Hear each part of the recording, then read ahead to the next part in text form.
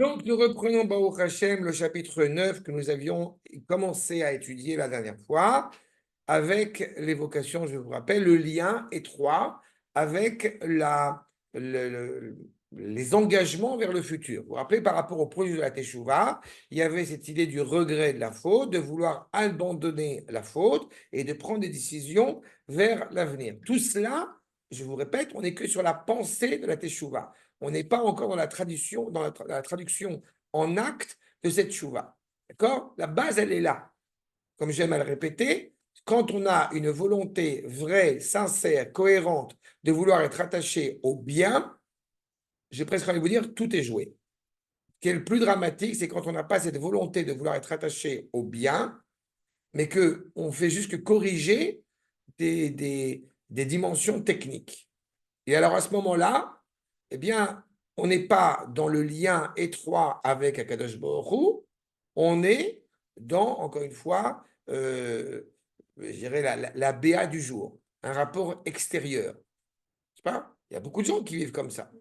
Pas? On ne peut pas parler de l'amour d'Akadosh Baruch Hu, on ne peut pas parler de l'amour, pour reprendre l'image, on ne peut pas parler de l'amour vis-à-vis de son épouse si on lui dit non, non, mais je t'ai apporté des fleurs cette semaine, donc c'est bon, j'ai fait ce que j'avais à faire. Non, non, non, je t'ai dit je t'aime déjà aujourd'hui. Je t'assure, bah, je ne vais pas te le dire tous les jours non plus. Je vais pas te le dire tous les jours. D'accord? Je te l'ai dit une fois il y a 30 ans sous la roupa, ça y est, on va pas. C'est exactement la problématique.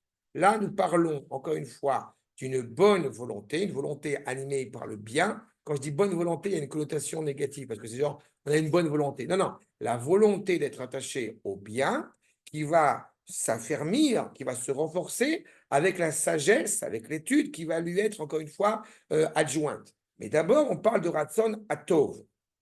Et cette volonté du bien, eh bien, nous dit le Rav, Ashura, Ashore, Baneshama, c'est-à-dire, elle est présente dans la Neshama de manière constante. Mais à Perwet Kolachaim Vea Mitziut Letova. C'est ce qui permet au monde entier, à la réalité dans laquelle nous vivons, d'être transformé totalement en quelque chose de positif et de bien. Tu comprends, nous vivons dans une réalité où nous sommes foutus. Il n'y aura jamais la paix. D'accord? À l'échelle individuelle comme à l'échelle nationale. Cette phrase est l'antithèse de ce que pense la Torah. J'ai encore dit aujourd'hui à quelqu'un, quand je lui parle du fait du Beth Amikdash, etc., il me demandait, et je lui disais, écoute, il n'y a pas quasi solution. Ou alors, ce que nous demandons, ce que nous avons demandé à Sukkot, ce que nous prions 20 minutes dans la prière de Moussaf, de Sukkot et de Simchat Torah sur l'évocation des sacrifices, ou c'est totalement absurde, et dans ce cas-là, il n'y a aucun problème. Si ça n'a pas de sens, alors on arrête, on prend le sidour, on jette à la poubelle, c'est fini. Mais comme c'est pas ce que on nous enseigne que quand on se tourne vers Akash Borou, bah, c'est ce qu'on dit, donc c'est vrai. Donc on aspire à ça. Donc, quelle que soit la teneur, quelle que soit la durée du propos, on sait que c'est vrai. Comment tu peux être persuadé que le monde va aller bien? Bah, parce qu'Akash Borou, il a dit que le monde va aller bien. Parce que justement, dans cette même parachat Noach, il y a une alliance qui est contractée avec Noach d'assurance de l'éternité du monde dans lequel nous vivons. Comment? J'en sais rien. Qu'il y a un Covid 1, 2, 3, 4, 5, je m'en fous. Ça ne veut pas dire qu'on ne doit pas s'assumer, mais cette volonté d'être attaché au bien, eh bien, elle nous permet d'être convaincus et confiants sur la possibilité de changer le monde. Quand je dis changer le monde, ce n'est pas exact le terme. En tous les cas, de révéler ce bien présent au monde, inhérent au monde. C'est pas une phrase que j'ai souvent dit, l'idéal hébraïque n'a de sens que dans la mesure où il est vécu. D'accord? Donc on n'est pas dans l'utopie. On n'est pas ni dans l'euphorie ni dans l'utopie. Ou mitor, Tova, mais justement en ayant un regard bienveillant, chez Umebit Az Aliada Bamitat Amitziut, on dit bien ce que dit le Rav. D'un côté, on a un œil bienveillant, un œil positif, on regarde le monde un petit peu de haut, ma bite, c'est toisé, comme on dirait en français, et on n'est pas en train d'ignorer la réalité. On n'est pas en train d'ignorer ce qui peut se produire dans la réalité. Comment est-ce que nous avons pu nous réjouir à Simchat Torah et en parallèle voir des soldats, voir des juifs qui souffrent? Mais la question, elle n'est pas contemporaine uniquement. La question, elle a existé pendant 2000 ans. Le Ain Tova, si je pense, encore une fois, pas seulement au niveau national, comment on peut avoir un regard positif sur soi en étant conscient de toutes les fautes que nous avons transgressées, que tous les actes que nous avons transgressés? On ne pourrait pas. Et a priori, on ne pourrait pas. Mais malgré tout, on l'a. Parce que nous sommes conscients, et je vais le répéter plusieurs fois, que Akadosh Baruch Hu nous aime, que Akadosh Baruch Hu est rattaché à nous, malgré nous. Poel Hu à la Metziut, vers le Chot Asibour Shebachaim, Sheyatsu Miklal Kilkulam. Cet œil bienveillant, ce regard bienveillant sur la réalité, permet de sortir des cheminements compliqués, sinueux, qu'on peut traverser dans la vie. C'est étrange parce que le Rav Kook laisse entendre qu'il y a des choses compliquées dans la vie. Je ne sais pas d'où il a sorti une idée pareille, mais il semble que la vie normale, d'un homme normal, eh ben, il y a des complications. C'est pas tout est blanc ou noir, c'est pas tout un long fleuve tranquille. Essayez d'imaginer, je sais que c'est peut-être difficile pour vous d'imaginer qu'il peut y avoir des difficultés dans la vie, mais apparemment le Rav Kook en parle. Ça va mon cynisme, il faut que je sois plus clair. Ça va. On n'est pas en train d'ignorer cela. Simplement, on a un œil positif, on a un œil bienveillant, on a un œil optimiste. Tout germe, tout vit avec bonheur. Dans ce bonheur, dans cette richesse, ce rassasiement, on dit rassasiement en français? D'être rassasié. Fait d'être rassasié. C'est ça le sova. D'accord? Ce rassasiement, donc il n'existe pas, nishmatit. L'âme se rassasie.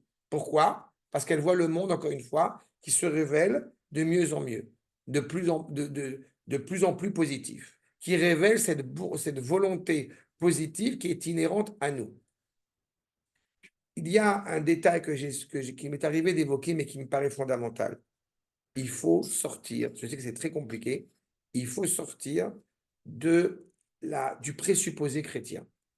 Le présupposé chrétien laisse entendre deux choses terribles. Le premier, c'est que l'homme est mauvais. Deux, que Dieu est cruel. Ce sont les deux points. Tant que vous ne vous êtes pas, je dis vous, nous tous, tant qu'on ne s'est pas libéré de cela, tout ce qu'on dit ici ne peut que vous faire sourciller. Pourquoi l'homme n'est pas mauvais par essence? Parce que Akadosh Baruch Hu a façonné un homme droit. Il a créé l'homme droit, par essence. Donc l'homme qui va aller à contre-courant, comme son nom l'indique, il va à contre-courant. Il va contre lui-même. Mais si, justement, on reste conforté dans cette idée que l'homme est foncièrement mauvais, on n'a aucune possibilité de réparer le monde. Et du coup, c'est ce qui se passe chez les crétins, on se déresponsabilise de nos actes. Mais nous, on a dit dès les premiers chapitres, quand nous avons commencé ces 3 chapitres de Rosh Hashanah, on assume les fautes que nous avons commises. On n'est pas en train de les ignorer. C'est peut-être parfois une protection pour certains. Parce que si effectivement j'assume les fautes que j'ai commises, alors j'en suis désespéré.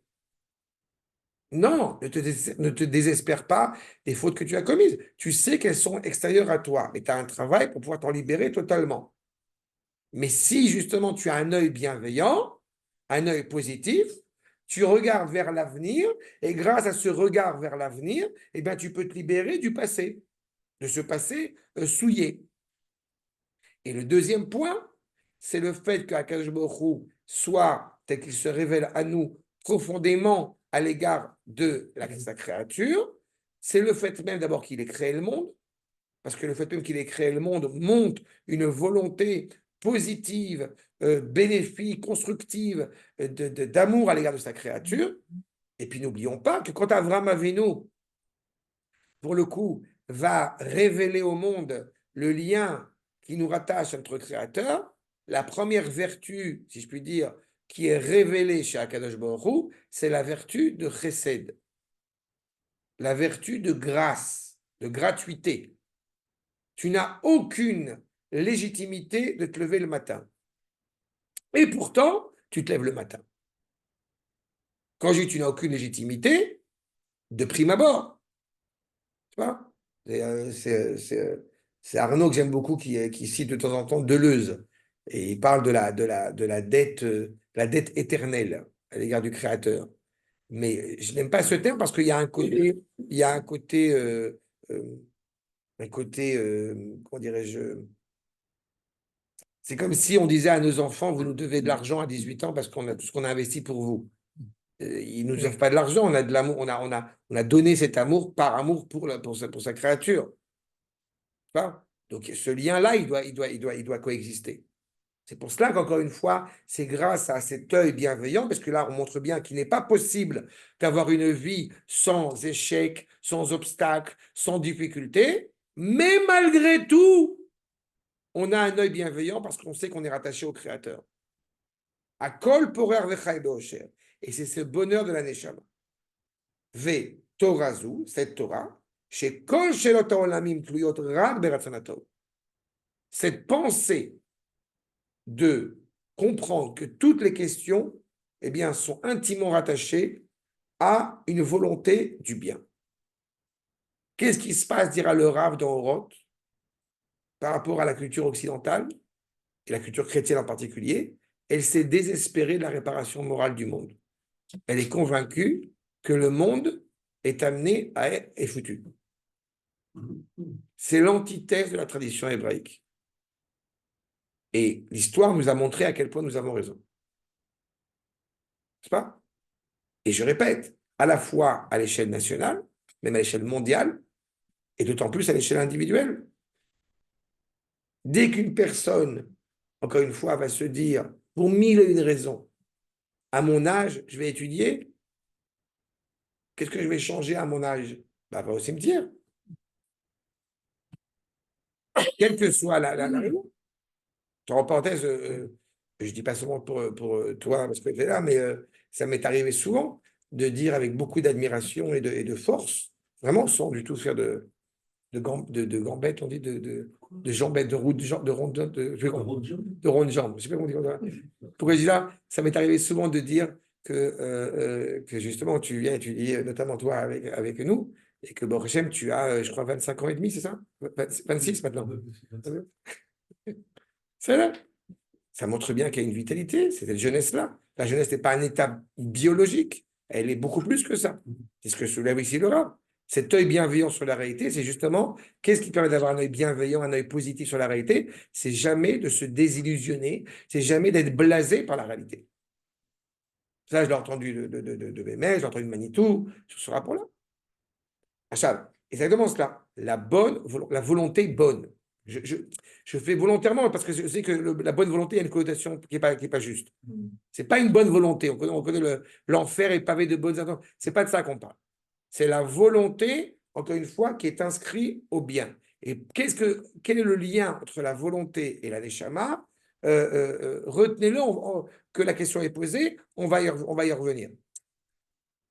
Mais en tous les cas, donc, Rag Beratson Atov, Mit Pachetet, Baolam Alidei, Marie de Tiuvta, chez Tochen Atshuva, Imaset Nefesh Atadir.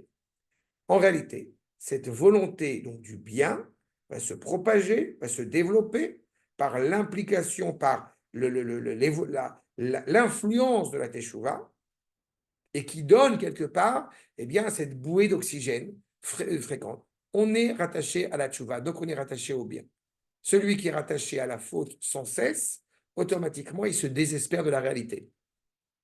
La Teshuvah, on l'a souvent dit, la Teshuvah, elle est magique. Cette évocation, encore une fois, et j'insiste sur ce point, montre que ce rapport à la spiritualité, cette vie, cette spiritualité, eh bien, elle n'est pas là pour répondre à une curiosité intellectuelle. C'est pas, ça m'intéresse d'étudier un petit peu cela parce que, voilà, ça m'enrichit. Non, non, non, non. Il y a quelque chose, il y a une force. On l'avait soulevé. La teshuva, elle ne vient pas de l'homme. Elle vient d'Akash Baruch Hu lui-même, puisque Akash Baruch Hu rotse beteshuva. Akash Baruch Hu veut la teshuva. La teshuva, elle a anticipé la création du monde. Donc le monde tient sur la teshuva. Donc il y a une nécessité clairement intérieure de dépassement de soi pour se rattacher justement à cet absolu, pour se rattacher à Kadosh Baruch Hu. C'est inscrit en nous, dans notre méta-DNA, dans notre méta-ADN. D'accord? C'est ça le postulat. Mitor kach, oler behemet haratzon, venaase adin vetov. La volonté se veut, encore une fois, plus douce, plus agréable. Et à Olam, oler ou mitbasem. Et pas seulement la volonté, pas seulement l'homme, le monde entier va mieux. Maintenant, je réitère ce que j'ai déjà évoqué, mais qui est fondamental pour bien comprendre quand on parle de volonté. La volonté peut se laisser aller à des désirs extérieurs. D'accord? Le je veux en hébreu a un sens qui est profondément, qui est essentiel, qui est profond, qui relève de la neshama. D'accord? Je le répète, et je le dis, et je contresigne, je ratifie, je signe. Je veux voir la télé Shabbat, ce n'est pas vrai. Je ne veux pas voir la télé Shabbat. D'accord? Je désire voir la télé Shabbat à cause d'une influence culturelle extérieure qui n'est pas la mienne. Je veux, en tant que juif, je veux servir Akadosh Baruch Hu. Je veux aimer Akadosh Baruch Hu. Je veux être rattaché à Akadosh Baruch Hu. Cette dichotomie entre l'intérieur et l'extérieur, elle est inévitable dans le monde dans lequel nous vivons. Et la force, à la fois du corps et à la fois de la neshama, c'est justement eh bien, de continuer à œuvrer et d'être continué en train de s'élever justement vers le haut. Avant le projet de la Teshuvah, la volonté, elle est clairement superficielle. Elle est influencée, je répète, par des normes extérieures. Elle ne prend pas au sérieux ce que signifie la volonté. C'est comme si, dans le même optique, c'est comme si, quand on va voter, alors on n'est pas en train d'étudier en profondeur ce que chaque parti ou chaque personne a dit, mais on va voter parce que ce type-là, il a une bonne tête. Et alors on va dire, moi je suis de gauche parce que j'ai voté pour lui. Alors qu'en réalité, il n'y a peut-être rien de gauche chez toi, puisque tu n'as pas étudié le programme en question. Tu as juste voté par des motivations qui sont totalement superficielles et extérieures au programme. D'accord? C'est exactement la problématique. Tu veux comprendre, encore une fois, ce que c'est réellement ta volonté, va étudier. Va étudier en profondeur quelle est ta volonté de la manière la plus intrinsèque possible. Est-ce qu'il pourrait y avoir une volonté de juif qui serait unique? Non. Sur le fond, sur la finalité, oui. Mais la manière, bien sûr que non. Puisqu'on est tous animés avec une neshama, donc on a chacun une dimension qui nous anime de manière individuelle, sans être coupé du clan, sans être coupé du collectif, mais on a une manière propre qui est la nôtre, mais l'objectif reste le même. C'est servir à Kadosh Baruch Hu, c'est aimer à Kadosh Baruch Hu. C'est là. Aratson Abba, donc mi kocha shel teshuva, ou Aratson Amok shel omek achayim. Voyez, quand on parle de la volonté qui prend sa source dans dans les limbes de la neshama, dans les limbes de la teshuva, dans les profondeurs de la teshuva, eh bien nous avons en réalité une volonté qui prend sa source et qui s'approfondit dans l'essence même de la vie. Tu es rattaché à la vie, donc automatiquement tu es rattaché à la tchouva. J'ai souvent cité cette boutade du chrétien qui va chez le curé tous les dimanches et que le curé lui dit tu veux te faire pardonner pour des fautes, donne $500. Et il donne $1000. Parce qu'il donne 500 pour les fautes qu'il a fait et 500 pour les fautes qu'il va faire encore, qu'il va faire après. Donc il y a un postulat de départ, c'est on ne peut pas réparer, on ne peut pas corriger. Toute la conception chrétienne, malheureusement, elle est fondée là-dessus. Jésus a pris sur lui les fautes, tu te déresponsabilises totalement. Est-ce qu'on a quelque chose de similaire dans le judaïsme? Bien sûr que non, sauf que il y a un danger. C'est le rébé, c'est la chassidoute. La chassidoute peut évoquer un danger, un danger, encore une fois, dans une certaine mesure. Évidemment, là, que Dieu préserve, je ne fais aucune comparaison nauséabonde entre Jésus et les maîtres de la chassidoute, ça n'a rien à voir. Mais il y a quelque chose parfois qui peut sonner comme un petit peu en résonance. On va sur la tombe de Rabbi Shimon et on demande à Rabbi Shimon, apporte-nous la parnassa, apporte-nous de l'argent, sauve-nous parce que ta ta ta ta ta. Pas. Et on oublie qu'on ne prie pas Rabbi Shimon, on prie à Kadosh Baruch Hu. On va dans la chassidoute, je n'existe pas en tant qu'individu, je n'existe que au nom pour le Rébé. Alors qu'en réalité, et on l'a vu à Sukkot, en réalité, les rabbanim, justement, quand ils dansent, quand les rabbanim dansent à la Simchat Bet HaShoeva sur le mont du Temple, n'est-ce pas? Eh bien, leur rire, leur danse, leur joie, leur réjouissance a pour objectif d'influencer la crainte révérentielle sur le peuple. C'est ça? Le Kohen, de la même manière, va bénir Israël, mais il ne peut bénir Israël que parce qu'il fait partie d'Israël. Il n'y a jamais justement une césure comme on pourrait le trouver chez justement, comme s'il y avait voilà, les hommes de la religion. Non. D'accord? Et donc, dans ce rapport à la vie, il est évident que la Teshuvah, elle est directement inscrite là-dedans.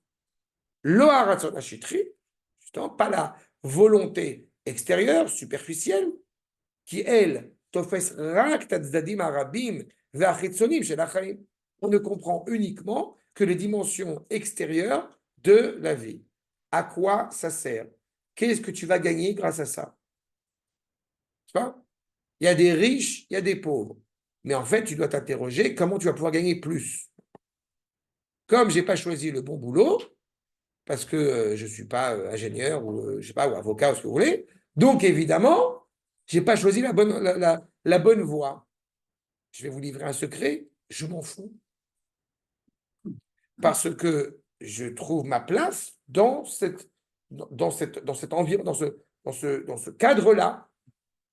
C'est utile, c'est d'être utile à faire le rôle qui m'incombe de faire.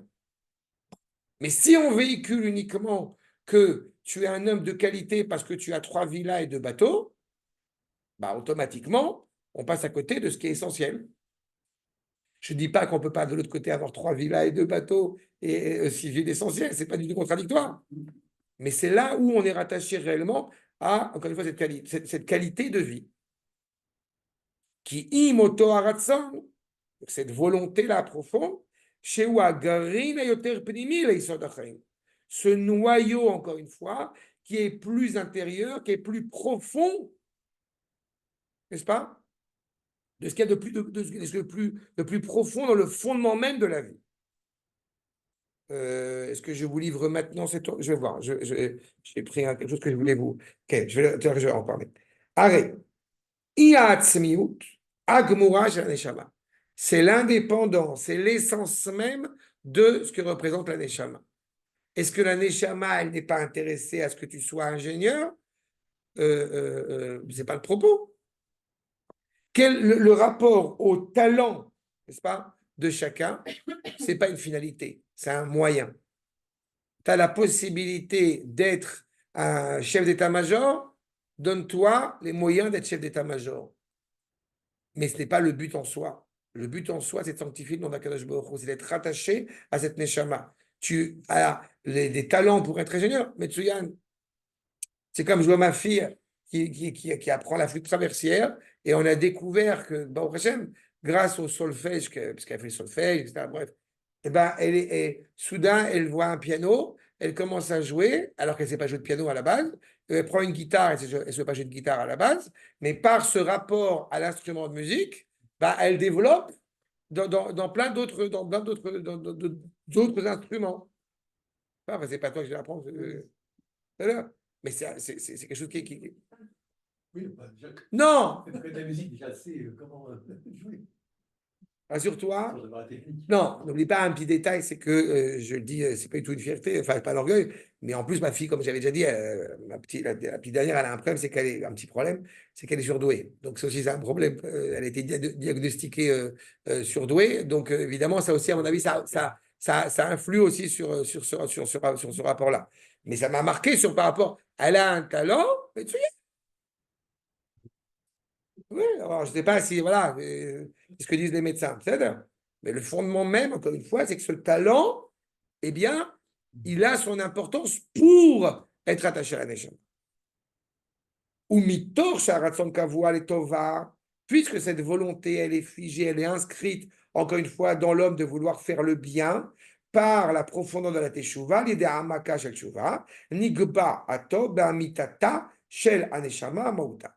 Du coup, eh bien, le bien est totalement une partie intégrante à cette neshama, l'essence de cette neshama. Prendre du plaisir à faire le bien. Je n'ai pas dit, je vais aider mon prochain parce que je vais kiffer. J'aide mon prochain et j'en tire comment dire en français, le sipouk, une satisfaction, je sais pas si c'est le bon terme, un grand plaisir, une grande élévation. On est heureux de faire le bien autour de soi. D'accord? Satisfaction ne paraît pas fausse comme expression. Non, mais c'est pas quelque chose d'orgueilleux ou quelque chose d'égoïste personnel. D'accord? C'est gratifiant. Ou mimele, kolem shechot, atoldotiot, tout ce qui va être engendré par cela, kol zera. Ah, il y a ce que oui, non, j'ai compris. Non, c'est le bonheur de pouvoir, voilà, du projet divin qui est en marche. Mais comprenez bien, et je le dis dès à présent, comprenez bien que ce n'est pas un hasard si nos maîtres nous enseignent que la teshuva amène la délivrance du monde. La teshuva, on va en parler dans quelques minutes, la teshuva, elle est la guérison du monde. Vous savez le nom qui a donné l'action en Iran? Non? Yom Teshuvah. Attention, Khazak, je ne savais pas. Mais encore une fois, ça apporte cela. Faire le bien, automatiquement, par le biais de la teshuva, puisqu'on est rattaché à cette volonté intrinsèque entière en nous, a des répercussions sur le monde. Et je répète, le monde est foncièrement bon dès le départ.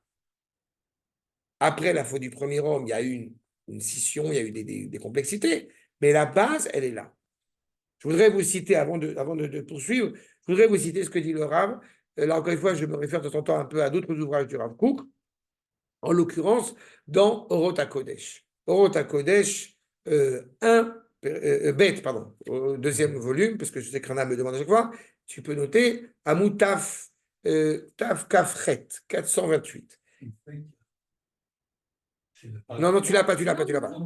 C'est un autre ouvrage qui s'appelle Orot HaKodesh. Et dans ce chapitre, dans ce paragraphe que je vous soumets, que je vous lis, eh bien, il est inscrit Ardout, c'est le titre déjà évocateur, Ardout à Adam vers Olam, l'unité de l'homme et du monde.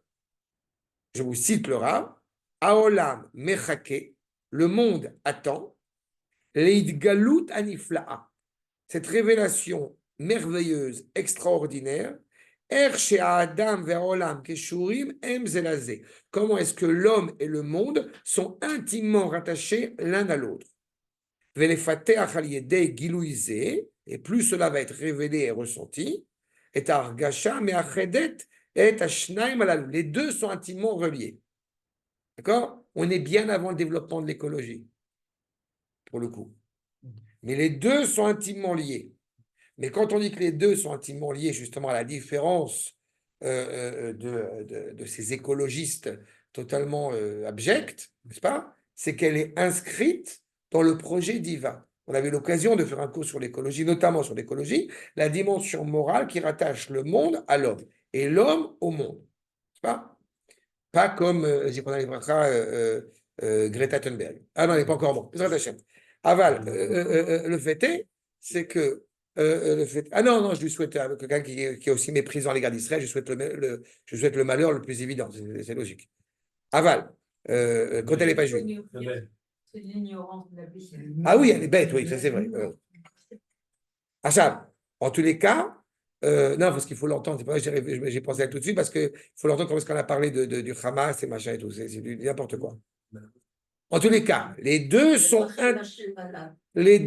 intimement liés. Vous voyez? Et au contraire, si on pouvait penser pendant une seule seconde qu'il y ait une séparation entre l'homme et le monde, et pour ça j'ai évoqué l'écologie, parce que dans cette réalité où l'homme est beaucoup moins rattaché à la terre, ne serait-ce que par son métier, alors automatiquement il y a moins d'engagement et moins d'engouement à l'égard de la terre. Et c'est ce qui se passe. Ce n'est pas un hasard si le peuple était originairement, pendant très longtemps, agriculteur. Parce qu'il a un lien indubitable à l'égard de la terre. Mais quand on travaille dans une start-up, automatiquement, on se rend bien compte qu'on peut travailler de n'importe où, avec notre ordinateur, sans avoir un rapport direct avec la terre. Et aussi avec le monde. Est-ce que du coup, il faut revenir à l'agriculture? Ce n'est pas ce que j'ai dit. Mais il faut être conscient de ce lien intrinsèque, encore une fois, entre ce grain de sable et, encore une fois, l'homme. Donc, Afrada dimionite, chez Nikleta Kolkar Beruchenu Mitat Rouché Abassar Aksarim, on n'a pas l'impression que c'est si important, encore une fois, d'être attaché à un monde, à quelque chose de global et d'attaché à la terre. On se rend bien compte, quand on est encore une fois le peuple juif, ce que ça signifie d'abord au niveau des mitzvot, mais pas seulement, dans notre rapport aux fruits en Eretz Israël, notre rapport à l'air d'Eretz Israël, à quel point il a une influence sur notre manière d'être. Mais donc, quand on se coupe de ce lien-là, justement, on se coupe de la même manière de la vie spirituelle. Dans toutes les traditions, justement, quand elles sont devenues des religions, elles ont coupé leur lien réellement à la réparation du monde. Israël est la seule nation, le seul peuple, la seule civilisation pour qui le lien à Dieu ne peut pas se réaliser concrètement et complètement sans être rattaché, encore une fois, à la réparation du monde, à son lien avec le monde. Et donc, plus le souffle de l'homme, si je poursuis les enseignements durables, va se révéler dans cette harmonie, dans cette vigueur, encore une fois, d'être rattaché au monde et pas que pour des raisons techniques, plus automatiquement, le souffle divin va s'y insérer, va s'y installer. Et je termine pourquoi je vous ai cité tout cela, pour vous arriver à ce passage-là. Et tout va dépendre, tout tient sur la teshuva, qui va permettre à la volonté, mais shichlou la ratson, qui va permettre à la volonté de se renforcer. Sheimutso hu echad mitnal. Il est fondamental, dira le Rav dans Mitot Haraya, sur la dimension de la volonté, de développer la volonté. Il faut vouloir.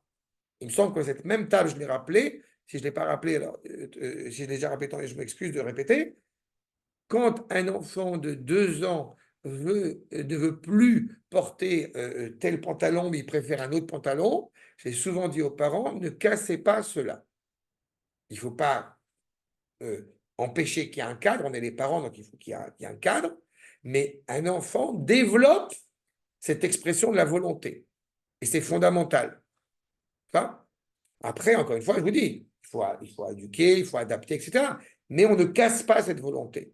Parce que la volonté, dans justement la tradition juive, elle est essentielle, elle est fondamentale. Pourquoi est-ce qu'on n'a pas reçu notamment la Torah en Égypte? Parce qu'on ne peut pas recevoir la Torah dans un état d'esclavage. Il faut qu'on soit libre pour avoir une volonté, et de cette volonté se révèle l'authenticité qui est la nôtre.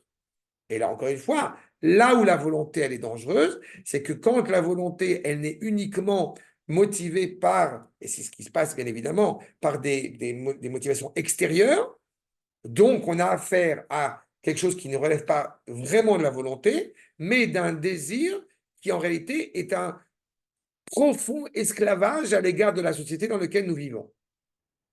Je ne sais pas si c'est suffisamment clair ce que je vous dis. Voilà. On est esclave du monde dans lequel nous vivons. Et ça, ce n'est pas possible. D'accord? J'ai souvent dit quand j'étais à la fac, à l'université, que n'ayant pas la télévision, je me suis rendu compte qu'en face de moi, des gens disaient « je pense que », alors chacun disait « je pense que », et puis on voyait que la suite de la phrase, elle était quasiment identique Vous avez vu la Parce date. qu'ils avaient vu la veille. Et c'est affligeant. C'est terrible.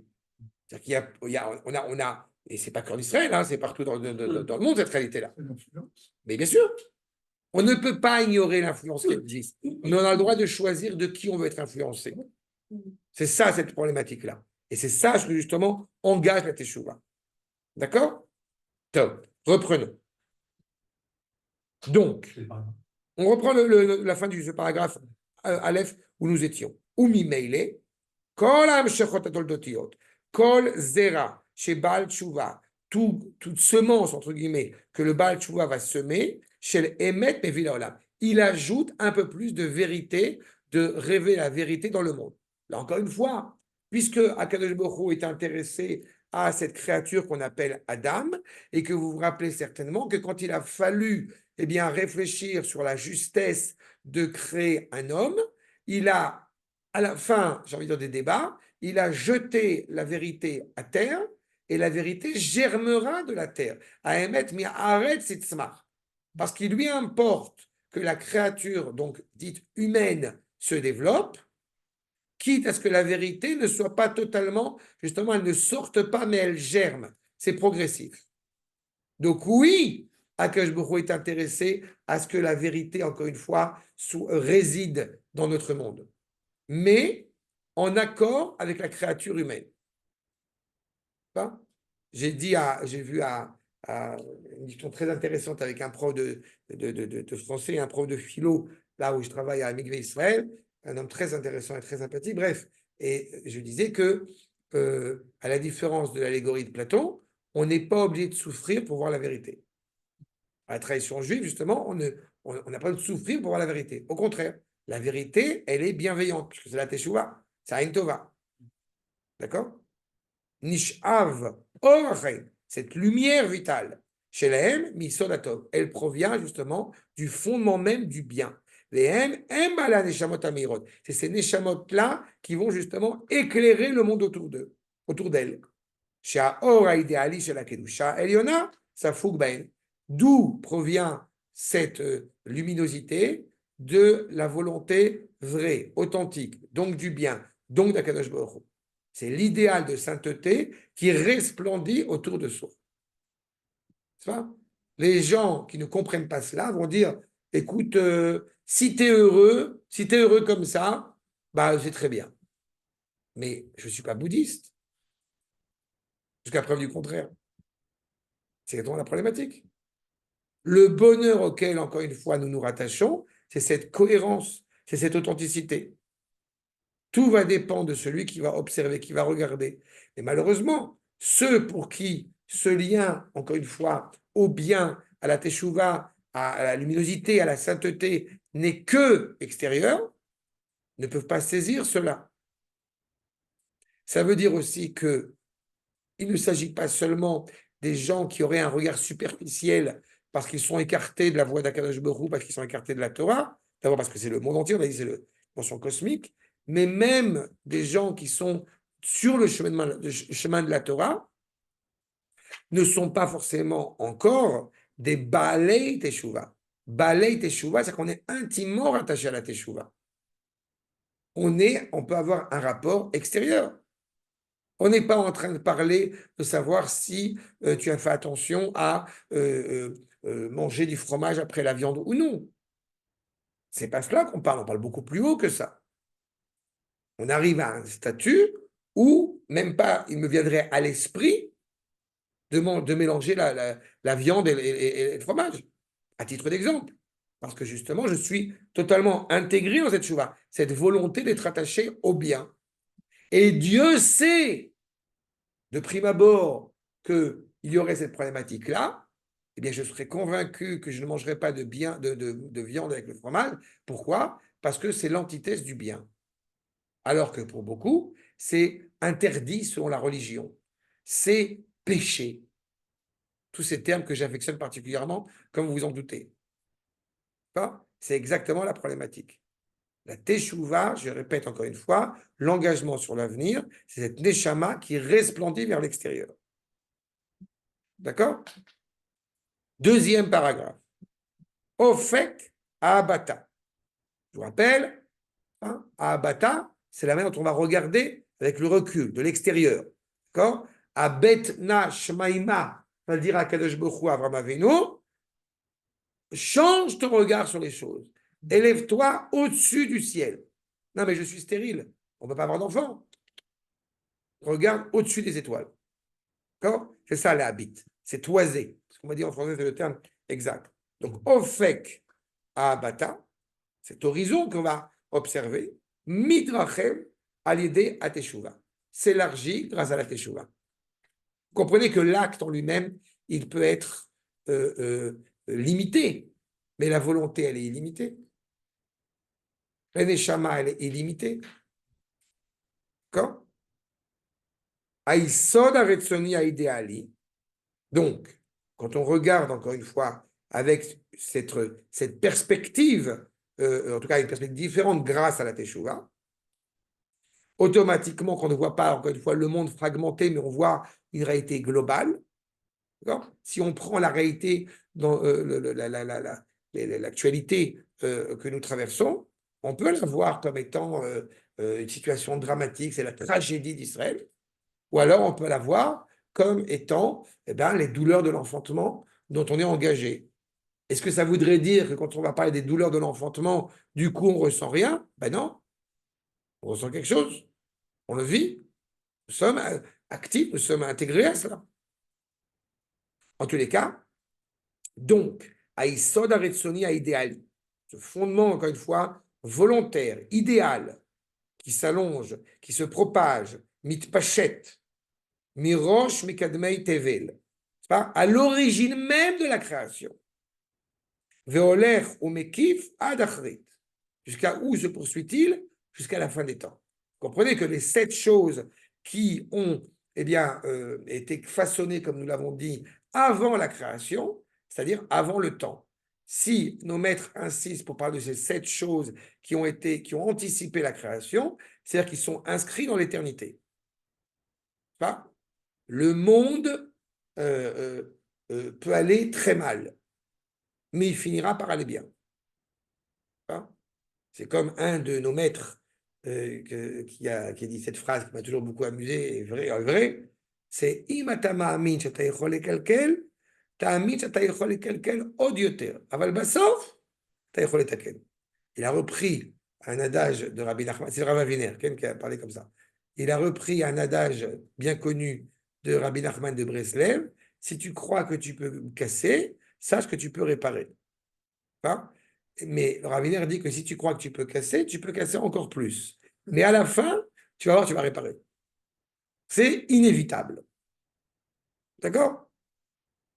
Et donc, justement, ad sauf koladorot, jusqu'à la fin de toutes les générations, quelles qu'elles soient.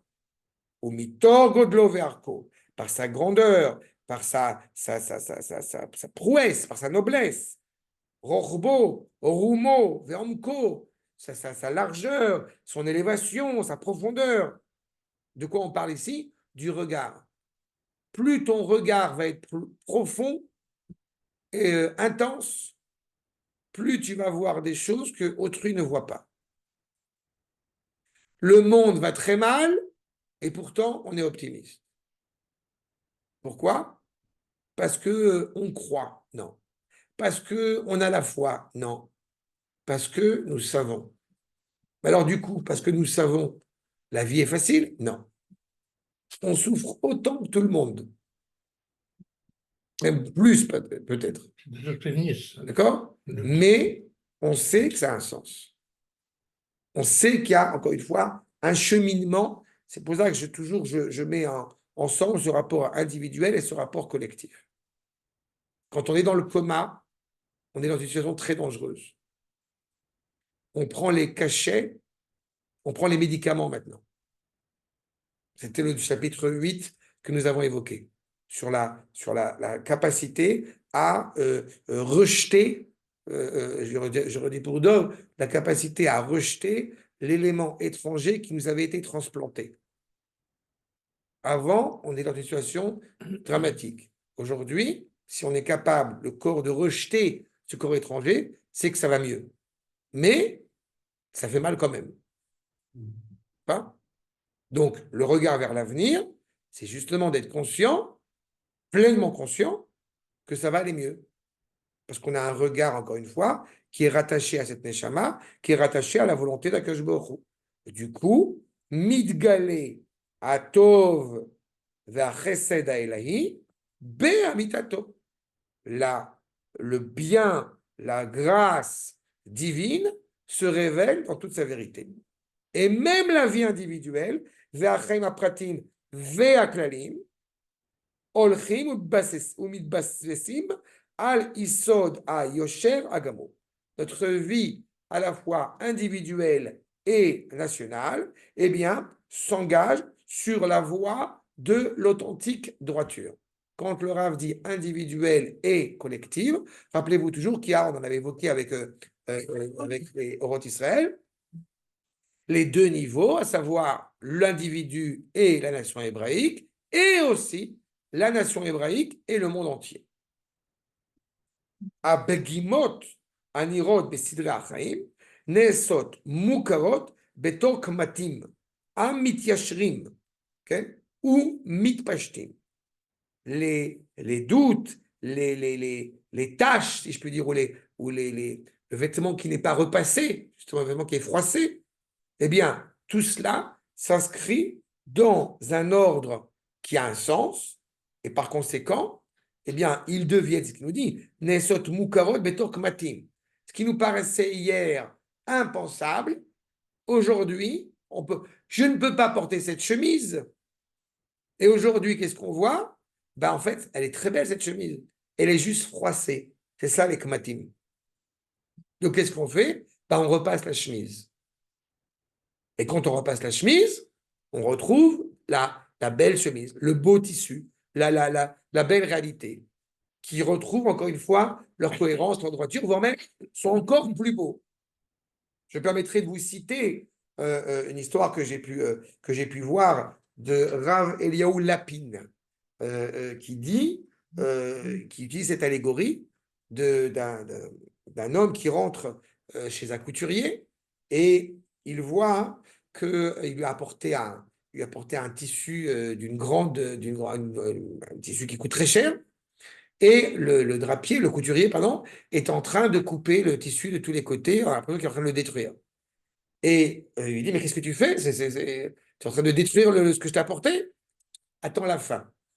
Et à la fin, il est en train de coudre un costume qui est d'une beauté extraordinaire, qui est soyeux, Ben, c'est exactement ça. Avant ça, il n'y avait pas de tissu. On avait l'impression, en tout cas extérieurement, qu'il n'y avait pas de tissu. Maintenant, on comprend qu'il y a un tissu. Et donc, le tissu est en train de se mettre en place. On voit des morceaux de vie, des morceaux de tissu. Et puis, voilà, en train de construire quelque chose qui a un sens, encore une fois, dans la globalité. C'est exactement cette problématique-là. On est en train de repasser la chemise progressivement pour lui donner la valeur qu'elle a. Vous avez acheté un costume Francesco Smalto. Vous Francesco Smalto? Excusez-moi, excusez-moi, c'est des références de. C'est des références. Depuis longtemps. Hein. Oui, mais c'est la marque. Bon, vous avez compris, quoi. Les costumes de Jean-Paul Belmondo. Vous voyez les références modernes que j'ai. Et alors, naturellement, vous voyez ce costume, il est froissé, machin et tout. Vous dites, dans un yiddish littéraire, c'est flamme. N'est-ce pas? Tout de suite, évidemment, dans un bon français littéraire, c'est flamme. Donc, vous commencez à repasser le beau costume. Bon, l'image, vous l'avez? C'est bon, Begodel, Achaim, c'est la Ratsonato. Tout cela, en fonction, encore une fois, la vie prendra tout son sens grâce à cette volonté d'être attaché au bien. Ashotev, Kenahar, Gadol, Meod, les méchants de Rod, cette volonté ne va pas s'inscrire uniquement sur une génération, elle va s'inscrire sur des générations, tel un fleuve, encore une fois, qui déverse toute sa fougue sur comment ça, la force de l'eau, le rythme de l'eau sur plusieurs générations, sur plusieurs périodes. Il faut bien entendre encore une fois, et on a l'exemple encore une fois à l'échelle de notre État, de notre jeune État malgré tout, ça fait déjà des années qu'il y a certains messages malheureusement totalement terribles qui ont été véhiculés dans la société hébraïque. Donc, c'est difficile d'en sortir, même à l'état actuel contemporain, je parle. Donc, c'est difficile d'en sortir comme ça du jour au lendemain. Il y a un travail douloureux qui est fait. Une influence a été terrible. Et là, aujourd'hui, il y a un changement de cap. Il y a un changement de cap. Une nouvelle ère est en train de commencer. Une nouvelle étape, en l'occurrence, dans ce retour vers Akadosh Baruch Hu est entamée. Shera Gilouï Chaim Ktaim. Sinon, on le voit évidemment que des morceaux de vie, comme je dis, des Ktaim. On ne comprend pas. Qu'est-ce qui fait qu'un Chacham est Chacham? Il voit, on dit, Roé est anolad. Il voit pas ce qui va arriver. Il voit ce qui est né. C'est-à-dire qu'il voit déjà ce qui va arriver en fonction de ce qui est encore au niveau du balbutiement. C'est le Chacham. Noach n'a pas été Chacham. Avraham est Chacham. À ce niveau-là. Noach, c'est Ish Adama. C'est Amare. C'est un ignorant. C'est quelqu'un qui est attaché à la terre. Aujourd'hui et maintenant. Et justement, le Chacham, il est conscient du sens de l'histoire. Il est rattaché, comme j'ai coutume de l'expliquer, il est rattaché Koach Ma, qui est l'être de Chacham, il est rattaché à l'essence des choses. Donc, il voit très loin. C'est pas? Alors que celui qui, justement, ne voit que, on dit, le bout de son nez, pour lui, il voit des morceaux de vie, il voit des morceaux d'épisodes, il ne voit pas la cohérence, il ne voit pas la ligne directrice, la ligne maîtresse dans ce processus. Maintenant, Midgalim bechol dor meyuchad ve'ashlamatam ba be merot kol hadorot. Il faut regarder pour comprendre la valeur, encore une fois, d'une culture, d'une civilisation, de l'inscrire sur plusieurs générations. Vous pouvez bien regarder ce qui se passe dans le peuple juif depuis une centaine d'années, on ne peut pas l'ignorer, voire même plus d'ailleurs. Sha'aratson achoder. Donc, cette volonté qui va inscrire, qui va rentrer, qui va s'intégrer et qui va se traduire par la Teshuvah, Mevi les Kulam Chaim. C'est elle qui apporte un surplus, un peu plus de vie, encore une fois, à tout le monde. C'est comme on va rentrer dans Cheshvan dans pas longtemps, la grâce, la bonté, la bienveillance d'Akadosh Baruch Hu, c'est de ne pas faire tomber la pluie uniquement sur les tzadikim. La pluie, elle tombe partout, même sur les Réchaïm. N'est-ce pas? Ça montre bien à quel point la volonté bénéfique, bienveillante d'Akadosh Baruch Hu à l'égard de ses créatures. Donc, les Kulam, Chaim, Shalom, ou Bracha, Melea Tadanim, une paix, une sérénité plutôt, une bénédiction remplie encore une fois de douceur. Heureusement qu'on n'est pas tous les jours en train d'être énervé, de vouloir tout casser, parce que sinon on ne pourrait pas vivre. Parce qu'il y a, encore une fois, une confiance inscrite au sein de l'homme dans le bien. Ce qui nous a parfois, bien évidemment, perturbé et porté préjudice, parce que les goïms, justement, n'ont pas ce rapport-là. Les goïms peuvent avoir un rapport positif à l'égard de la création grâce à Israël, par le biais d'Israël.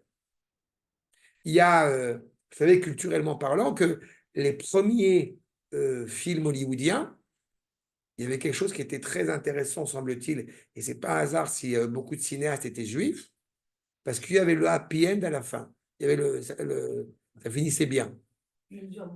Et voilà. Mais il y a quelque chose de profondément juif là-dedans, que d'autres cinémas, que d'autres films ne véhiculaient pas comme message. Parce que l'Am Israël, là, il porte ça en lui. Eux-mêmes, peut-être l'ignoraient, je ne sais pas de nom de cinéastes là en tête, mais les Cukor, bref, mais nous savons pertinemment d'où ça vient. D'accord? Achab, Beigaluto, Midgale. Plus cette volonté se révèle. Il y a un reportage sur Academ, justement sur le sujet du commentaire.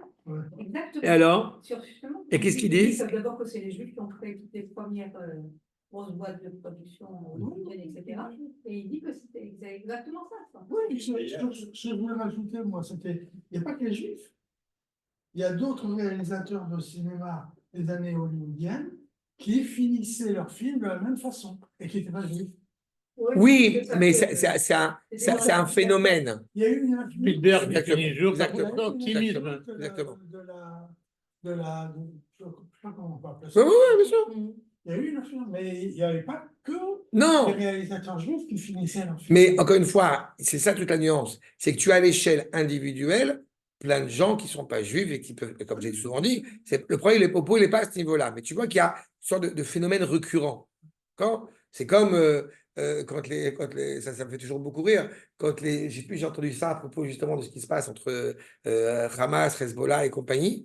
Euh, les premiers temps, ceux qui voulaient se dire, faut être ouvert, faut être humaniste, faut pas faire d'amalgame, faut pas faire généralité, etc., etc. Euh, a priori, l'État d'Israël, quand même, après plus de 70 ans, 76 ans d'existence, on ne veut pas faire d'amalgame, mais enfin, il y a quand même quelque chose de récurrent, quand même, à un moment donné. Donc, on finit par se dire que, semble-t-il, il y a un phénomène. Bon, ben, c'est un peu ça, dans le sens, d'accord? Quand tu vois le nombre de révolutionnaires juifs, tu commences à te dire qu'il y a quand même un truc récurrent dans cette non-satisfaction du monde tel qu'il est. Mais ça s'inscrit dans ce projet de la Teshuvah. Et automatiquement, il a une influence sur le monde. Comme avait rappelé le Rambam, sur le fait que la chrétienté et l'islam ont été très bénéfiques pour les populations arabes et les populations occidentales. Pour nous, c'était bien évidemment une catastrophe, puisque c'est un avorton. Mais pour eux, cela a adouci, leur permis de s'améliorer moralement, ce qui n'était pas le cas avant. D'accord? Ça m'a fait rire parce que, entre parenthèses, j'ai vu ça il n'y a pas longtemps, je ne savais pas ça, mais vous savez que les musulmans ont le vœu pieux, c'est d'aller à la Mecque. Vous savez qu'il y a Et ce qui est très intéressant, ce qui évidemment n'est pas du tout rattaché à l'influence juive, il y a une mitzvah, enfin une mitzvah, donc, de faire 7 fois le tour de la Kaaba. Évidemment, ce qui n'a rien à voir avec les juifs. Voilà. Mais quand on voit des trucs pareils, on se dit c'est. Non, mais c'est Ils impressionnant. ont beaucoup volé des choses de Mais ils ont tout volé, c'est pas. Mais c'est impressionnant quand même de voir ça et de ne pas se dire, de ne pas avoir une révolution. Voilà. Et à l'inverse, on va avoir certains énergumènes juifs qui vont dire non, non, non, non, il ne faut pas se prosterner à Yom Kippourim ou il ne faut pas se prosterner sur le mont du Temple, on n'est pas musulmans. Mais bande d'ânes battés, vous ne comprenez pas que c'est exactement l'inverse. C'est impressionnant. Dans tous les cas, maintenant qu'on peut se prosterner sur le mont du Temple. En tous les cas. Non, mais c'est vrai, vous savez. On peut. Ça y Ça est, fait on beaucoup ça y est, d'années qu'on ne pouvait pas ça y est, on se rentrer. prosterne. On se Les prosterne pas, enfants. on se prosterne pas partout non plus. Mon fils, il a failli être arrêté truc, parce que juste devant la mosquée, il m'a dit papa, vas-y, prosterne-toi. Je fais non, ça va nous poser des problèmes. Et il a pas, et lui, il a fait ce truc, et il s'est prosterné et ils ont failli l'arrêter. Mais ils s'en foutent, ils peuvent rien lui faire. Bon, mais ça m'a beaucoup fait rire. J'allais avec mon fils sur le mont du Temple, je dis souvent que quand mon fils était plus petit, j'allais avec lui, comme ça, il me calmait. Ça. Et maintenant, je suis en train de me rendre compte que faut que je le calme, parce que c'est lui qui est. Tous les cas. Donc, Aosher, Ve'aliza, le bonheur, la satisfaction, Atzodeket, Kovrim, et Mekomam, Mitrilato, Mikaro. Encore une fois, ce bonheur d'être attaché donc, à cet élan vital, cette volonté, c'est ce qui va fixer la qualité de la Teshuvah. Est-ce qu'on doit passer automatiquement par une souffrance pour la Teshuvah? Non. On n'est pas obligé de souffrir pour se rapprocher d'Akadosh Baruch Hu. On n'est pas obligé de souffrir, encore une fois, pour révéler cette volonté extraordinaire qui est en nous. Comment ça peut se passer? Par la Hava, par l'amour. La Teshuvah Be'ava. Elle va être motivée justement par un rapport à Akadosh Baruch Hu qui ne nécessite pas justement ni la crainte de la punition, ni la crainte du châtiment, ni la crainte de la faute. Mais c'est compliqué. C'est-à-dire? Et Kol Mashaya n'irait les mitzvah. Tout ce qui, encore une fois, semblait contraire à la voie juste, à la voie droite, eh bien, nous désole. Tout ce qui nous paraissait laid dans le passé, midgalé, sherak hod vegodel ou malé betor chelek mi agdala eliona shel itkadmut ateshuva. Tout ce qui nous paraissait laid, inapproprié, inconfortable dans du passé se révèle comme étant, encore une fois, animé d'une grande harmonie. le tissu qu'on a évoqué tout à l'heure, qui était coupé de tous les côtés et qui nous apparaît mais absolument terrible, eh bien, se révèle à la fin de l'ouvrage du couturier comme étant quelque chose d'absolument extraordinaire. Mais c'est le même tissu. Il a été remis ensemble.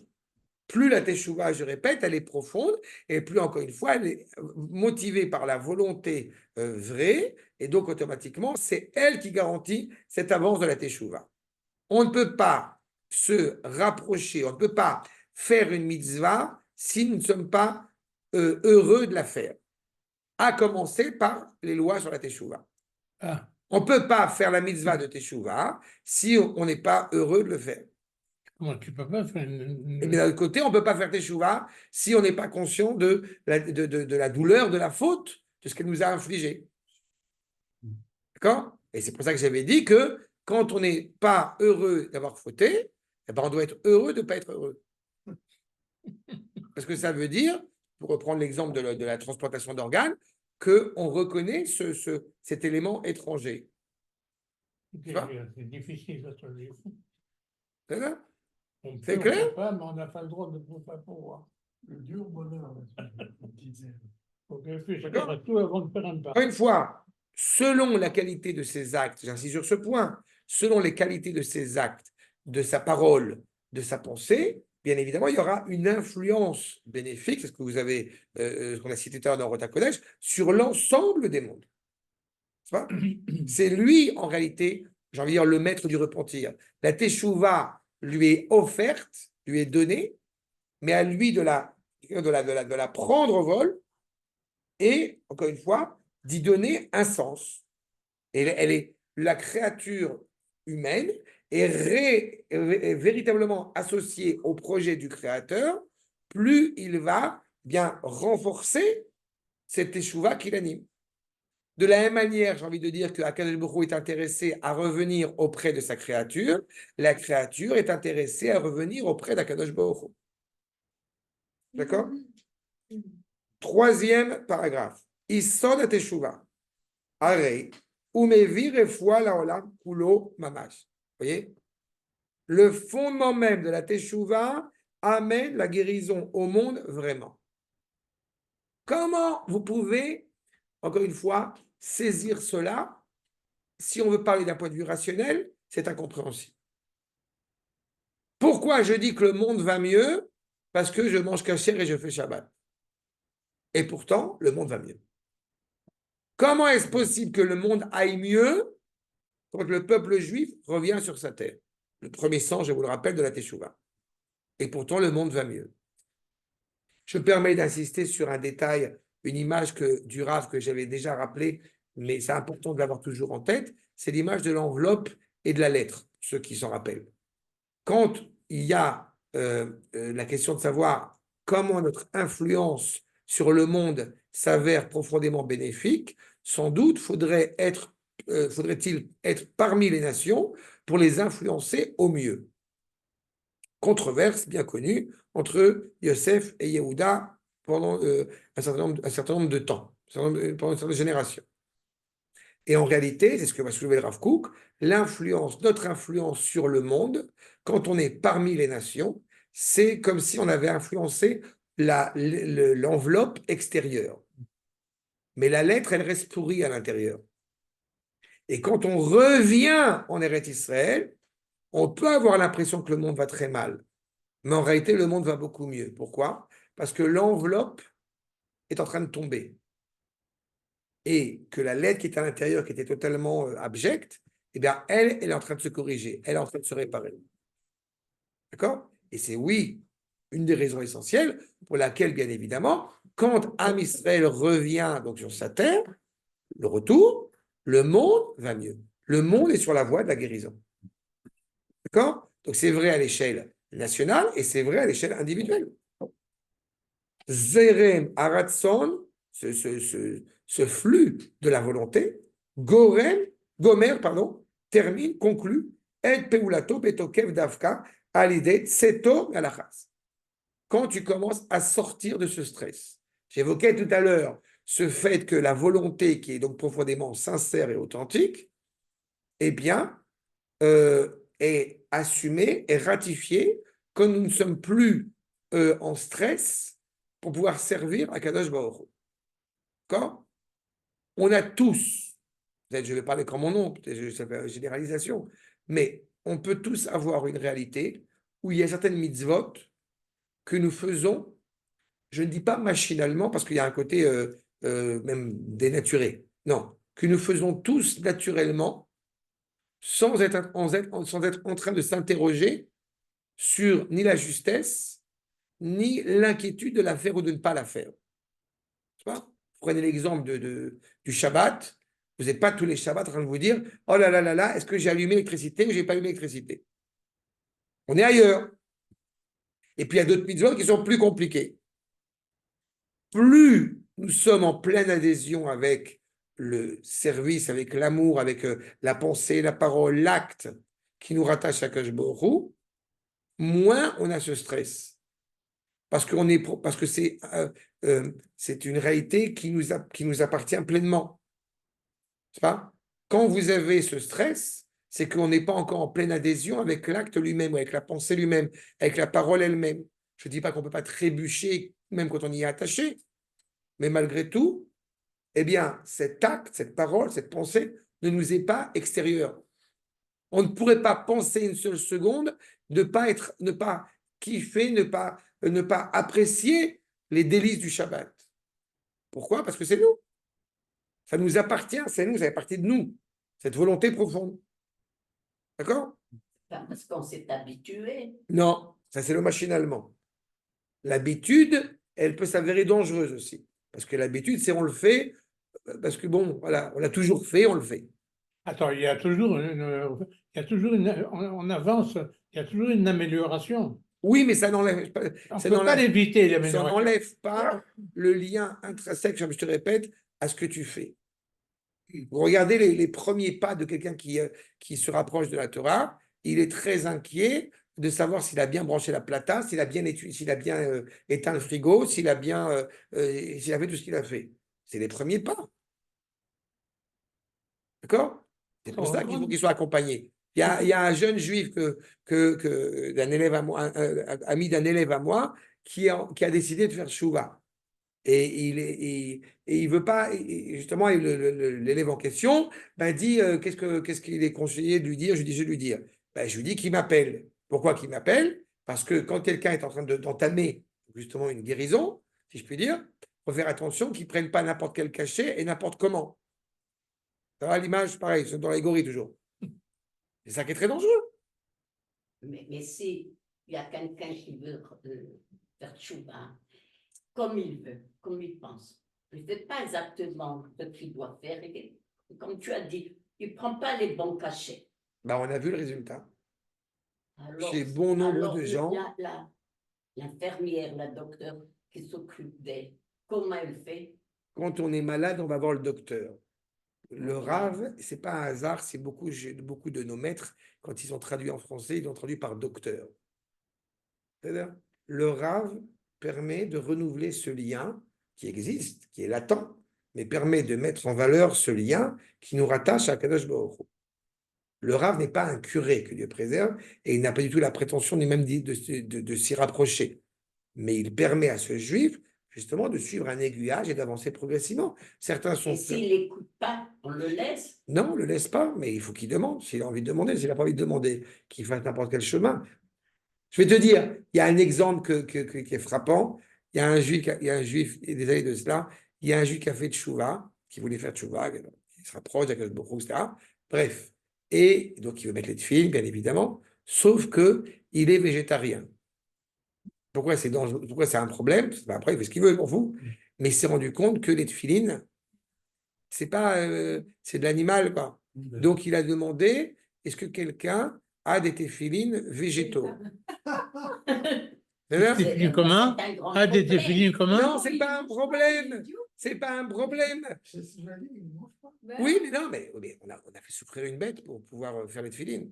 Mais qu'ils sachent bien que la bête, dès lors qu'elle est tuée, il faut bien utiliser. Alors, D'abord, mais le fond, encore une fois, on répète bien ce qu'on a dit. La teshuva, c'est d'abord et avant tout de vouloir se rapprocher, se rattacher à Akadosh Baruch Hu. Est-ce que Akadosh Baruch Si Hu- elle ne comprend pas. Eh bien, donc, c'est pas une teshuva, Oui. c'est pas de la technique. Il serait contre la vache ça. Exactement, Ouais. exactement. C'est pas une chouva. C'est pas ça. Attends, c'est de se On rapprocher. parle de se rapprocher d'Akadosh Baruch Hu. Donc, on n'est pas dans la technique. C'est pour ça que j'ai répété 3 fois. Pensée, parole et acte. L'un ne va pas sans l'autre. Et c'est L'un ne va de- pas sans l'autre. Que tu aies des difficultés, quelqu'un il a des difficultés quand il se rapproche de la Torah, il a des difficultés à parler des sacrifices ou à évoquer des sacrifices de prime abord. C'est son droit le plus strict. Mais il ne peut pas voir ça comme étant un idéal. Puisqu'encore une fois, la volonté d'Akadosh Baruch Hu, telle qu'elle nous est dépeinte, c'est justement qu'il y ait des sacrifices. C'est-à-dire, moi, je ne peux pas supporter de tuer des pauvres enfants à Gaza. Très bien, tu as le droit. Mais ne me dis pas, mais ne me dis pas que oui, mais la Torah, elle est contre ça. C'est faux. Ou alors, tu veux faire tes chouvas, la chouve et la chèvre. Ou tu veux te rattacher à Akash Borou, ou tu veux pas. C'est à toi de prendre tes décisions. Mais tu ne peux pas venir en disant, non, je veux faire tchouva, mais sans les rabbanim, sans la Torah, sans Akadosh Baruch Hu. Ben non, ça ne marche pas. Quand le verset il te dit, Et Hashem Tiraou, vous devez honorer, vous devez avoir la crainte révérentielle envers Akadosh Baruch Hu. Diront nos maîtres pourquoi est-ce qu'il est écrit Et Hashem Tiraou, nous disent les rabbot Talmidei Chachamim. Celui qui respecte les Talmidei Chachamim, il respecte Akadosh Baruch Hu. Celui qui ne respecte pas les rabbanim, il ne respecte pas Akadosh Baruch Hu. Donc c'est directement, intimement lié. Moi, je vais apprendre l'astrophysique, mais sans Einstein. D'accord? Parce que je pense qu'Einstein, il a tort. Bon, c'est sympathique, mais c'est bête. Attends, je vois obligé de- D'ailleurs, je ne t'ai pas dit, je vais partir en Inde pareil, pour ingénierie civile, mais oui, mais sans tes conseils, sans tes enseignements. Voilà. Je pense que le pont indien va tenir sur ses 2 jambes. Hein? Ça a l'air, il a compris la bêtise. Qu'est-ce qu'il a dit? Dom, il a compris. Dom, il a compris. C'est l'air. C'est l'air. Baalei tshuva, mamshichim, bechel hayetera, aet ozachayim. Ceux qui sont profondément rattachés à la teshuva, comme on a dit, ils ne sont plus dans le stress, ils sont dans cet élan vital permanent. Pourquoi? Parce qu'il est rattaché à l'origine même du bien. La source du bien. Je sais pointer du doigt et je sais pointer du doigt le Shabbat, la cacheroute, les tefillin, tout ce que vous voulez, et dire je suis heureux d'être attaché à ce qui est authentiquement bien.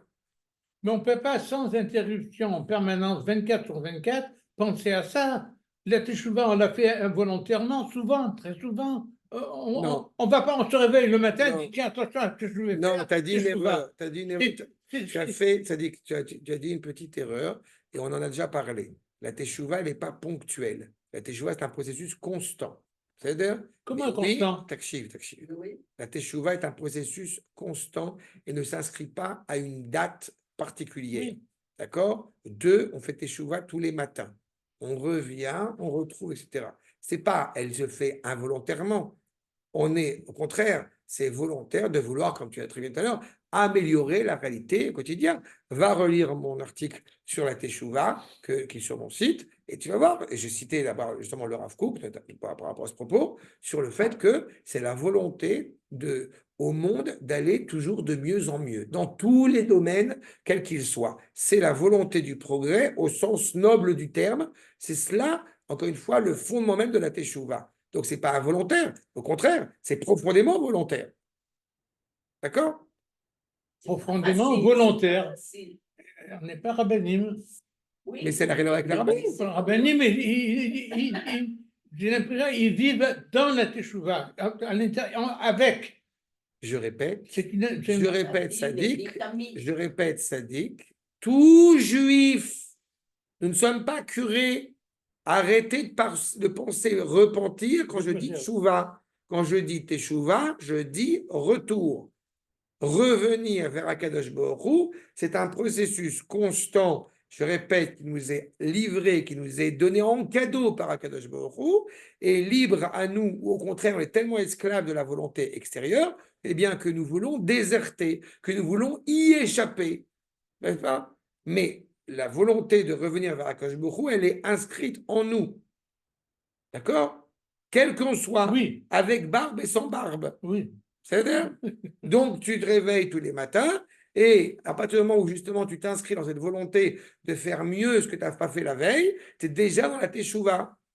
Ça y est, tu as compris? Ça, c'est bien. Yofi. Ça, je retiens. Metsuyan. Amasim ve aberuim, Allez dans le progrès. kulam kelulim. D'accord? Les actes, n'est-ce pas? Les actes et tout ce qui a été créé sont inscrits, encore une fois, tous dans la même réalité. C'est le lien du monde à l'homme que j'évoquais tout à l'heure. D'accord? De la même manière, entre parenthèses,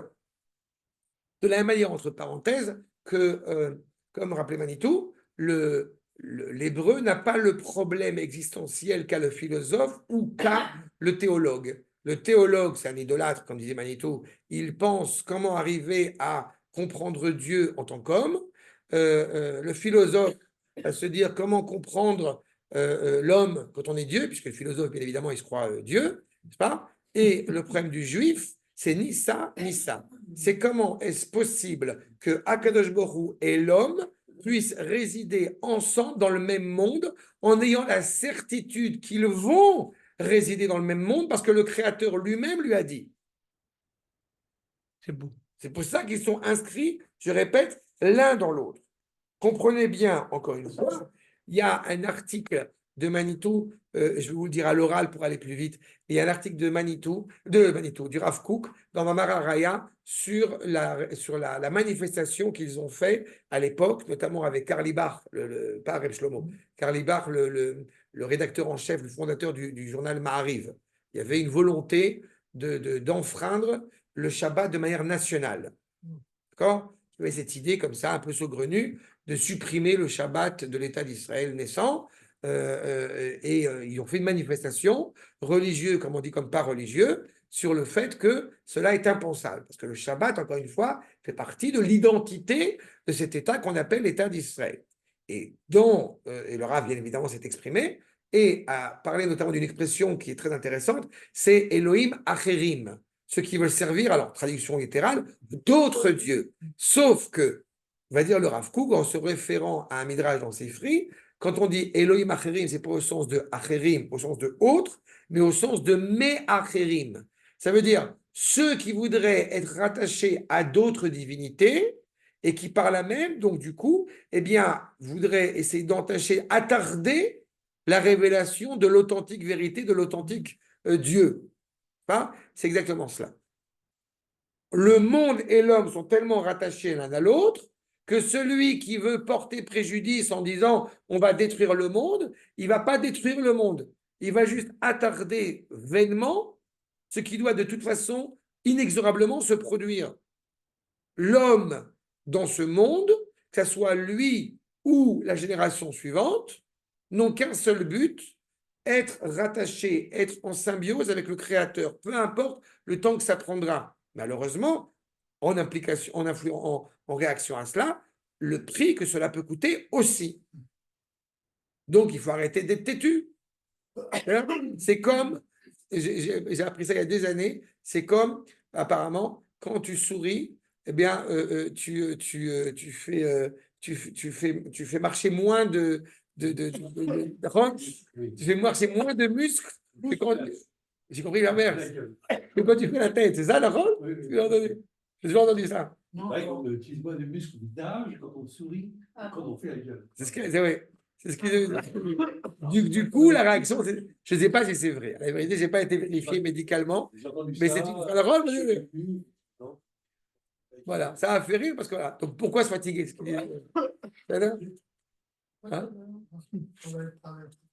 Bon. C'est les cacahuètes. C'est les cacahuètes. Oui, c'est vrai. Ça va? Redoutable. Donc, je vais terminer juste par ce chapitre 3 et on terminera. Non, on va terminer juste ce paragraphe, pardon, ce paragraphe guimel. Et comme ça, on terminera le chapitre 9 la semaine prochaine. Béa Vayata, je reprends. Aberouim Kulam. Je termine guimel. On est sur guimel. Ça va?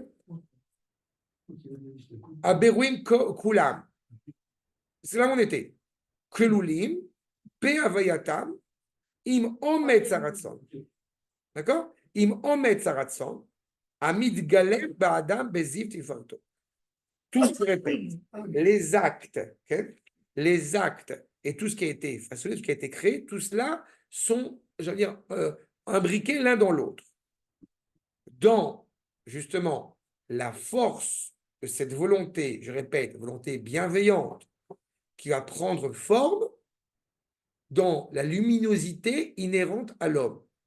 Ce que je veux dire par là, ce que le Rav veut dire par là, en fait, c'est, et je pense que vous pouvez tout à fait le percevoir, j'ai souvent dit, notamment par rapport aux soldats. Le soldat d'Israël est beau. Je défends cette thèse depuis toujours et je continue à la soutenir.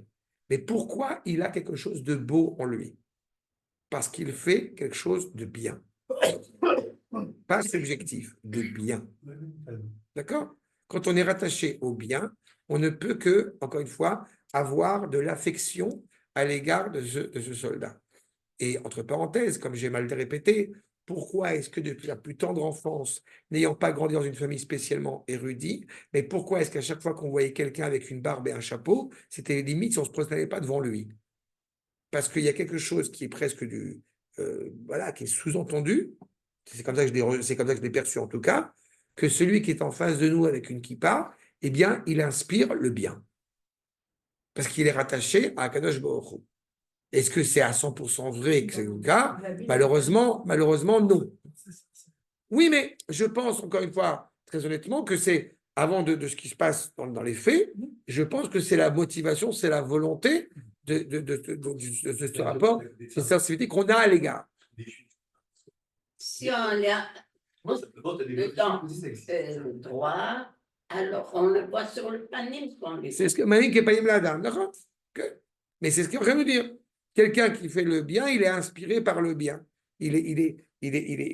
Esther, qui n'était pas spécialement belle, comme on le sait, et on dit qu'elle était verdâtre, il faut dire à quel point un truc, et pourtant, elle trouvait grâce à tous ceux qui la regardaient. Comment c'est possible? Parce qu'il y avait quelque chose justement de gracieux, divinement, qui l'animait.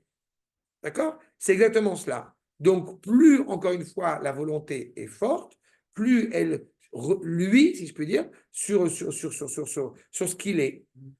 Nitrafim emaisodot. On est poussé, ses fondements, ses forces, à kochot, à toladot, c'est le kol roi. Tout souffle, encore une fois, fait des petits. Il y a une expression que j'avais entendue une fois, que je trouve tout à fait vraie.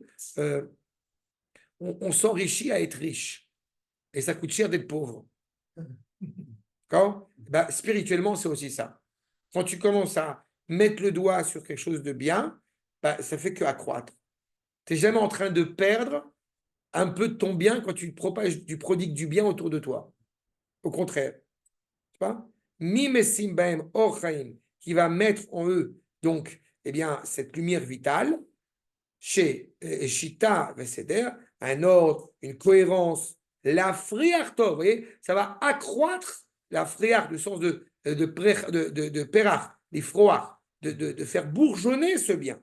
La sourmimokeshra, qui va pouvoir encourager cela, qui va pouvoir accroître l'expression du bien et justement, eh bien, se détacher des obstacles mauvais. Réponse, Aratson Anaele. Cette volonté supérieure, cette volonté élevée, encore une fois, qui prend son essor dans son lien intime avec Akadosh Baruch Hu. Ose, cette force, cette vigueur de la morale, à Moussar, à Meir, Baspeklaria, Shel Mala. Cette force, cette vigueur morale, n'est-ce pas, qui est claire en provenance, qu'est-ce que c'est que la Speklaria Shel Mala? C'est la luminosité, c'est le miroir d'en haut. D'accord? Aspect claria. Okay? Ce n'est pas un mot hébreu en plus à la base, c'est un mot grec. Okay? D'accord? Mais c'est un mot traditionnel. On dit que Moshe Rabbeinu, il était, n'est-ce pas, aspect claria meira, direct. D'accord? Plus on est rattaché au bien, ce bien qui provient directement, quand il voit d'Akadosh Baruch Hu. Begilui da'at, shel goy kadosh. Je me révèle profondément juif. Je me révèle profondément animé par la sainteté. Et du coup, Naasim Amaasim Kulam Aguda. Chaque acte individuel, a priori séparé l'un de l'autre, eh bien, se révèle dans toute son authenticité, dans toute sa cohérence. Qu'est-ce qui va poser problème chez certains milieux, quels qu'ils soient, avec kippa, sans kippa, shtraïm, ce que vous voulez, c'est d'avoir le sentiment d'agir individuellement. Mais quand on est conscient, encore une fois, qu'il y a un lien entre la parole, la pensée, l'acte, entre l'individu et le peuple, et ça n'a plus la même teneur. J'ai toujours un soupçon, un brin de prétention à dire je monte sur l'Arabait et en montant sur l'Arabait, eh bien, j'estime qu'il y a une cohérence, une logique dans les propos parfois durs que je peux tenir qui se traduisent en actes. Je ne vais pas que parler et être sur le banc de touche. J'ai même cherché à les porter volontaires pour retourner à l'armée, mais ils ne veulent pas, ils n'ont pas besoin. Alors, je fais ce que je peux à mon niveau pour continuer, encore une fois, à être pleinement associé, encore une fois, au peuple. Agouda Achat. C'est pertinemment, encore une fois, puisqu'on sort il y a quelques semaines de Sukkot, que si on prend le Lulav tout seul, l'Arava tout seul, l'Adassa tout seul, le Hétrog tout seul, le Hétrog et tout ce qu'il a de plus spectaculaire, génial, d'odeur, de fruits, de machin, le tzaddik, tout seul, ça ne marche pas. Il n'a de sens que, encore une fois, quand tous les membres sont associés l'un à l'autre, sont unis l'un avec l'autre. Agouda Achat. La Sot et Ratson Ameler. Tu vois, Hana, quand tu m'as demandé tout à l'heure, c'est quoi cette volonté? C'est la volonté de suivre le projet divin, d'être rattaché à Kadosh Baruch Hu. La Sot et Ratson Amelech HaKadosh Agavoa Bamishpat Venigdash Betzedaka. La justesse et la justice. Pourquoi est-ce qu'il faut conquérir le Liban? Parce que c'est la volonté d'Akadosh Baruch Hu. Et si Akadosh Baruch Hu l'a dit, c'est juste. Une fois, j'ai dit, si tu commences à porter un jugement sur le rapport que nous avons à l'égard de la satisfaction, de la joie, de la réjouissance de la mort de nos ennemis, alors, eh bien, pourquoi pas, dans ce cas-là, dire qu'Akadosh Baruch Hu est immoral, puisque quand on chante la Shiratayam, n'est-ce pas, après les Égyptiens qui tombent. Et là, j'avoue que j'étais tombé de très haut. Quand la personne m'a répondu, tu sais quoi, c'est vrai, je pense que Dieu est immoral. Voilà. Donc là, quand on arrive à un tel niveau, bon, au Hachem, j'ai eu le privilège de rencontrer un François Pignon parmi beaucoup, comme j'ai coutume de les intituler ce genre de personnage, parce que je ne vois pas d'autres mots pour être poli. S'il y en a un qui est moral, c'est un Kadosh Baruch Hu. Bon, pour ma part.